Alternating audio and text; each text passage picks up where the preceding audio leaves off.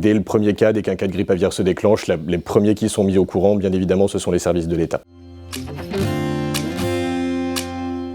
On a débuté cette crise fin octobre 2022 avec un premier cas. Au total, dans le Loiret, on a eu 3 cas en élevage chez vraiment des professionnels. Depuis décembre, on va dire, on n'a plus de cas en élevage dans le Loiret, mais on sait qu'une pression faune sauvage est encore certaine. Notre équipe nous a été assez sous pression avec beaucoup d'appels, beaucoup d'inquiétudes également à gérer au niveau des producteurs, ce qui est plutôt normal. Notre lien, ça a été principalement avec la DDCSPP, ici du 45, donc qui a été très réactive à ce niveau-là. On avait pu en fait se réunir déjà au préalable pour faire une réunion de crise avant que les cas commencent, au cas où ça nous tombe dessus, qu'est-ce qu'on fait, qui on prévient.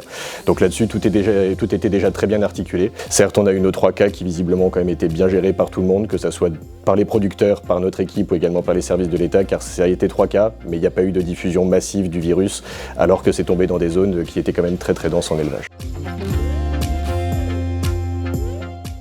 Un effort collectif a été effectué par l'ensemble des éleveurs du département par rapport aux mesures de biosécurité, avec changement de tenue, désinfection des abords et des bâtiments pour éviter la propagation du virus. La gestion de cette crise sanitaire inédite dans le département a été extrêmement bien coordonnée par les services de l'État. En effet, un centre opérationnel départemental a été déployé dès le début de la crise, piloté par le service de la protection civile de la préfecture. Des réunions régulières ont été réalisées en présence des acteurs opérationnels tels que la DDT, l'OFB et la Chambre d'agriculture.